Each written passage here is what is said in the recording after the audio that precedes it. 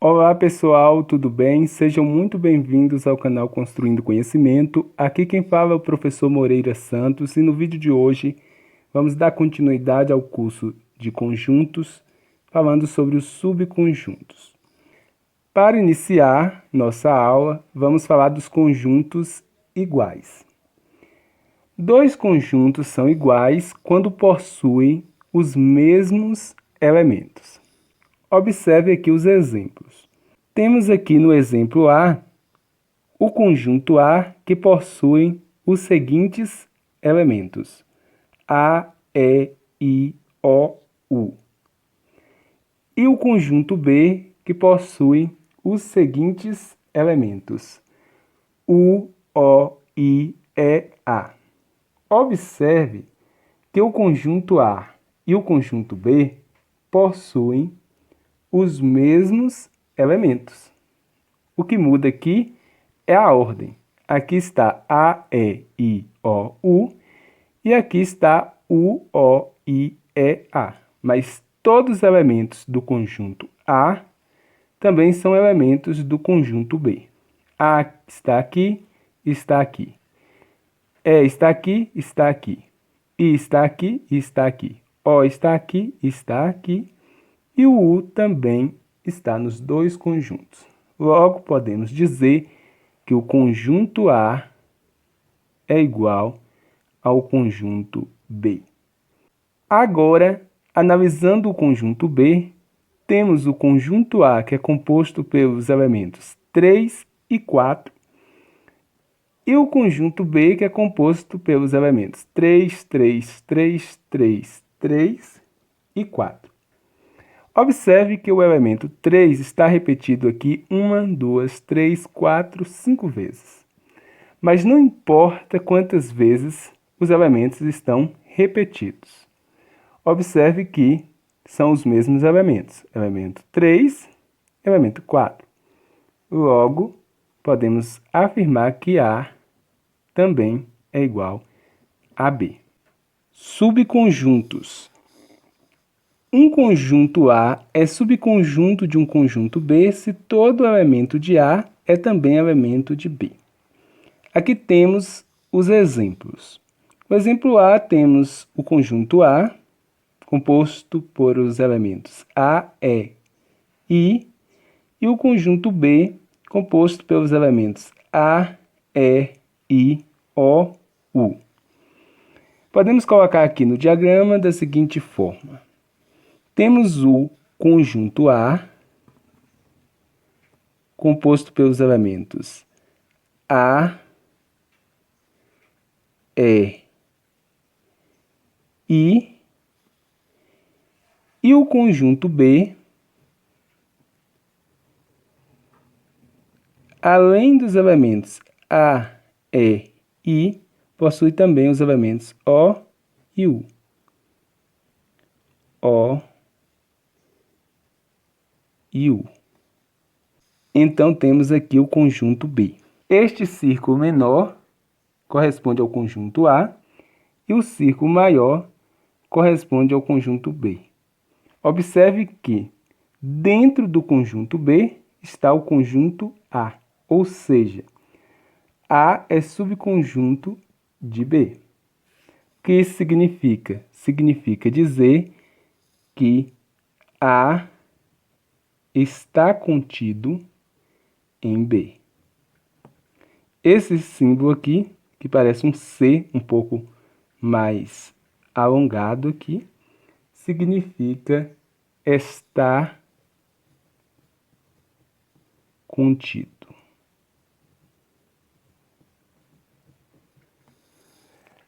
Agora, dando continuidade. O item B, temos o conjunto A, composto pelos elementos A, B, C, D e E, e o conjunto B, composto pelo elemento A.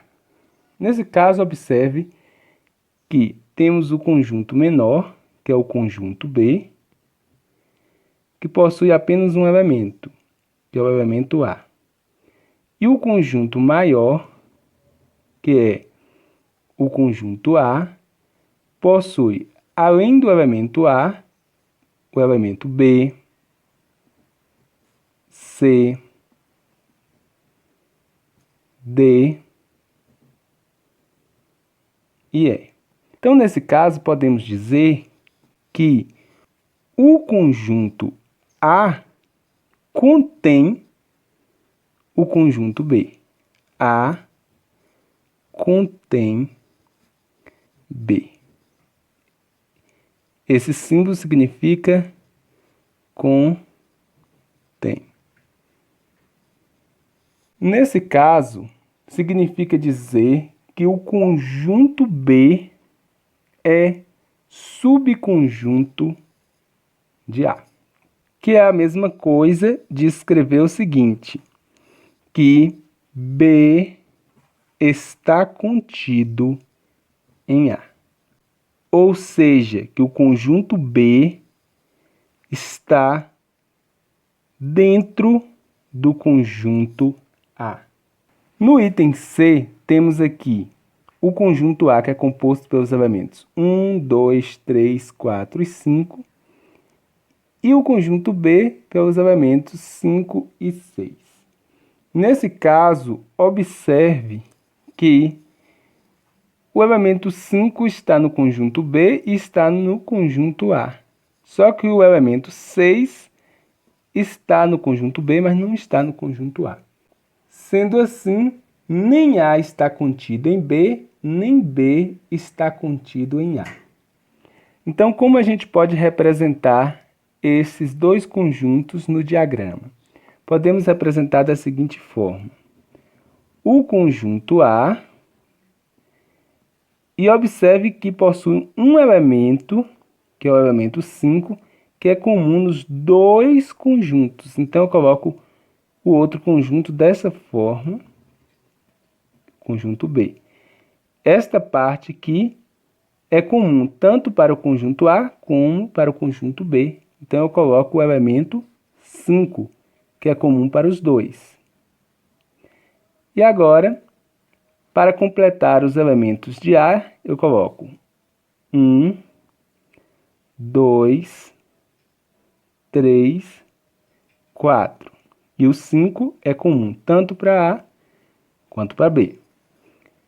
E o conjunto B é formado por 5 e também por 6. Então, eu representei aqui os conjuntos A e B no diagrama.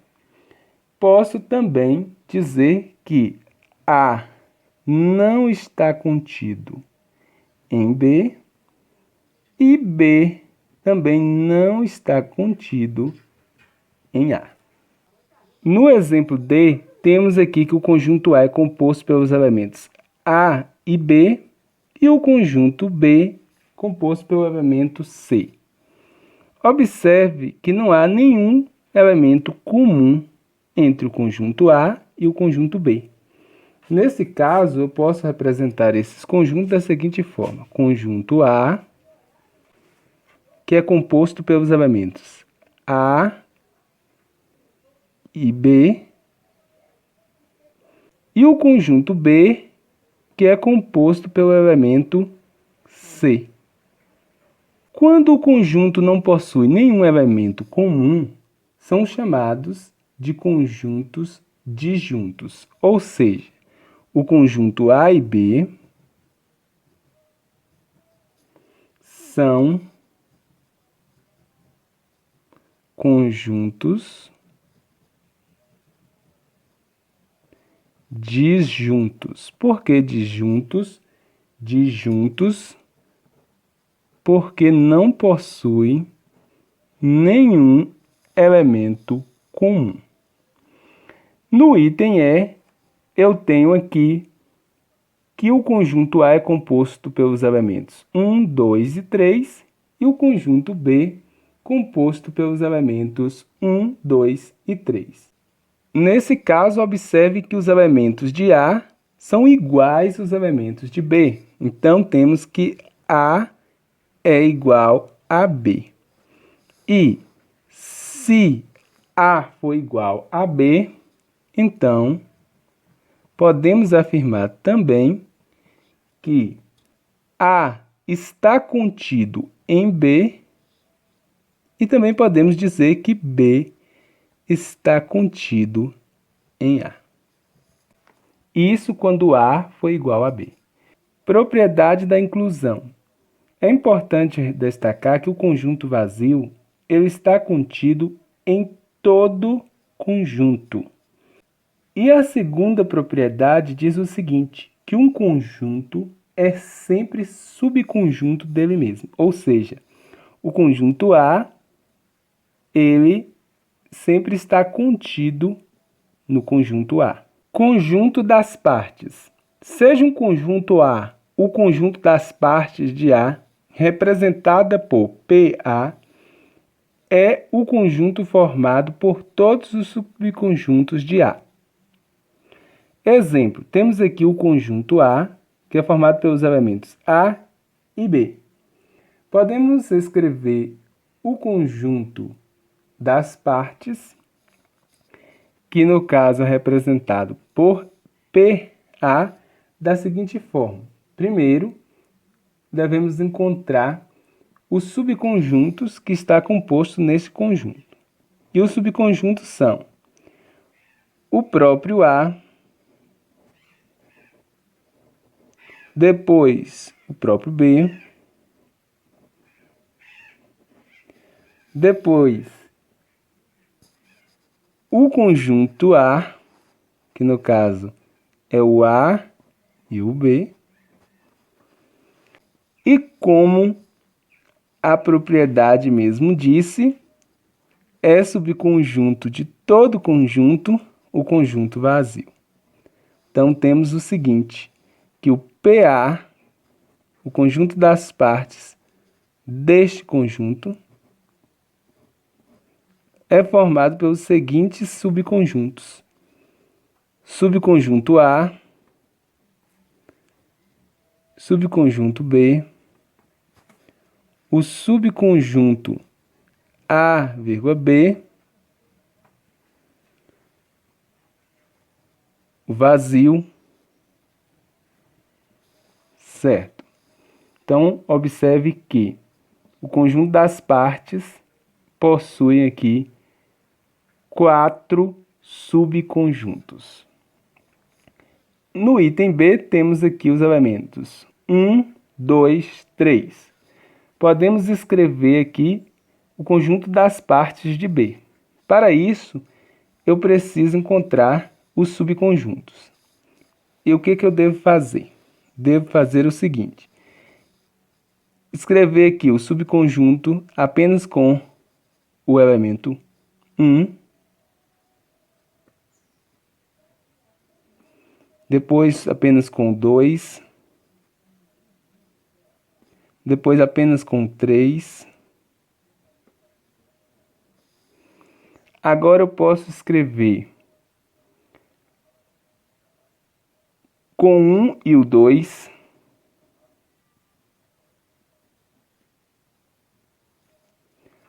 O 1 com o 3.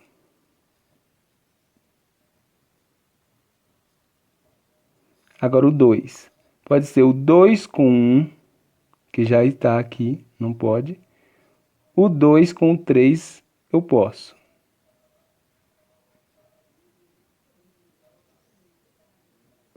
Então já temos aqui 1, 2, 3, 4, 5, 6. Podemos escrever o próprio conjunto. 1, 2 e 3. E também é subconjunto de todos os conjuntos, o conjunto vazio. Então agora podemos escrever o conjunto das partes B, que é composto pelos seguintes subconjuntos. O 1, o 2, o 3, o 1 e o 2,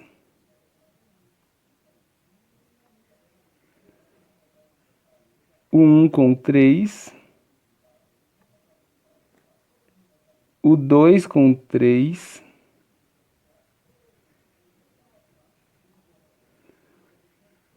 o próprio conjunto 1, 2, 3 e o conjunto vazio. Observe que o conjunto das partes B é formado por 1, 2, 3, 4, 5, 6, 7, 8 subconjuntos. Uma observação importante é que, se A possui N elementos, então o número de subconjuntos de A é 2 elevado a N, ou seja, o número de subconjuntos é igual a 2 elevado a N. O que isso significa? Significa que eu posso saber quantos subconjuntos possui o conjunto das partes sem mesmo escrever cada um desses subconjuntos, observando apenas o número de elementos de cada conjunto. Então, aqui o conjunto A possui quantos elementos? 2 elementos. Então, o número de subconjuntos é igual a 2 elevado a N.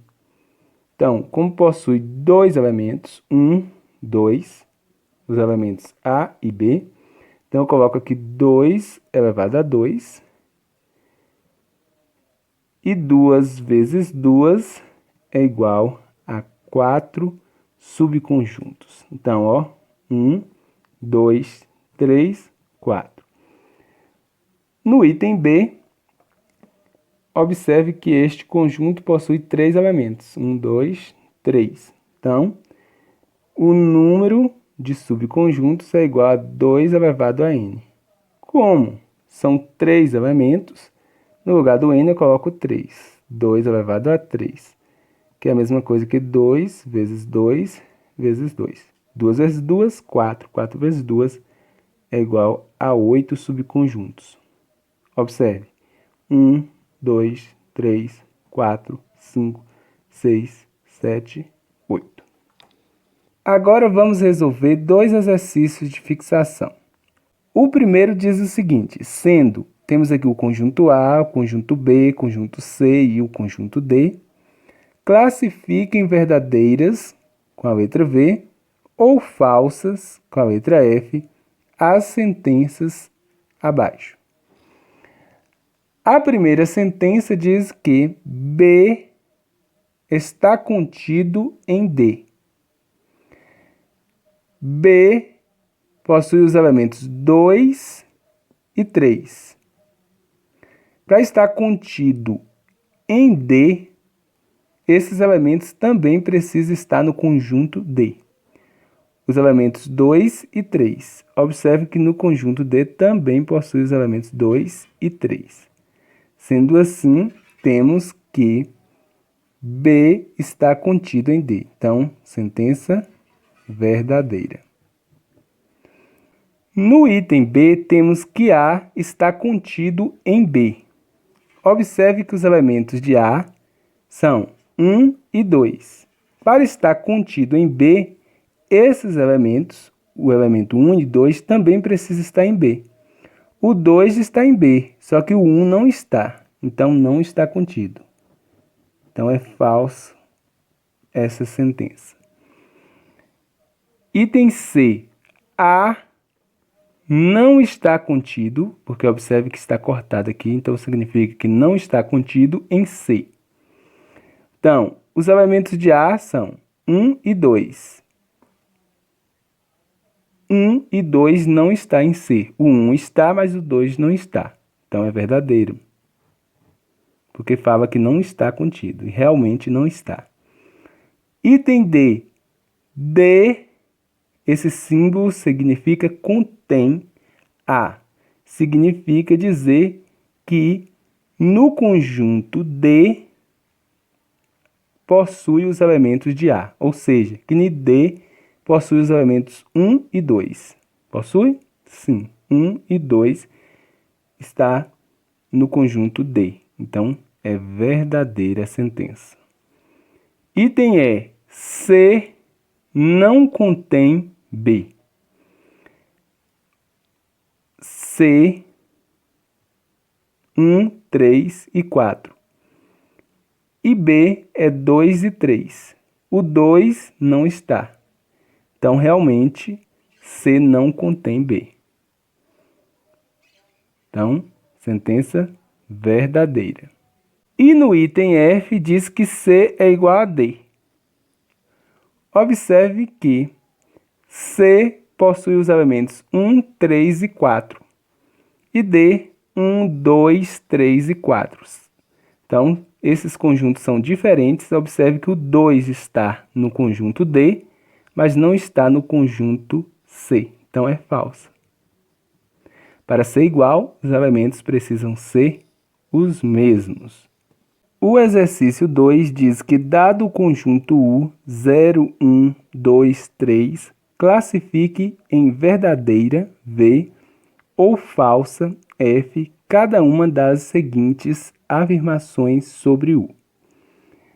A primeira afirmação diz que o conjunto vazio pertence ao conjunto U. Veja que o conjunto vazio não é elemento de U. Logo, essa afirmação é falsa. A segunda afirmação diz que 3 pertence ao conjunto U. O elemento 3 pertence ao conjunto U, verdadeiro. E diz também que o conjunto U contém o subconjunto 3. Também é verdadeiro. Então, afirmação verdadeira. A terceira afirmação diz que existem 4 subconjuntos de U que são unitários. Observe que, quando a gente for escrever o conjunto das partes de U, a gente escreve inicialmente os conjuntos unitários, que é o 0,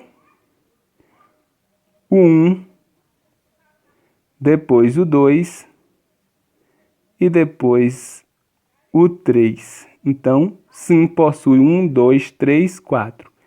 Afirmação verdadeira. E a afirmação 4 diz que o conjunto das partes de U tem 8 elementos. Não é isso. Observe que, para calcular, basta colocar aqui 2 elevado a n. No lugar do n, eu devo colocar o número de elementos do conjunto U, 1, 2, 3, 4. Então, 2 elevado a 4, que é a mesma coisa que 2 vezes 2, vezes 2 e vezes 2. 2 vezes 2, 4. 4 vezes 2, 8. 8 vezes 2, 16. Então, esta afirmação é falsa. Então é isso, pessoal. Espero que você tenha compreendido a aula. Se você ficou com dúvida, deixe nos comentários. Muito obrigado pela atenção e até o próximo vídeo. Não esqueça de comentar, compartilhar e curtir a aula.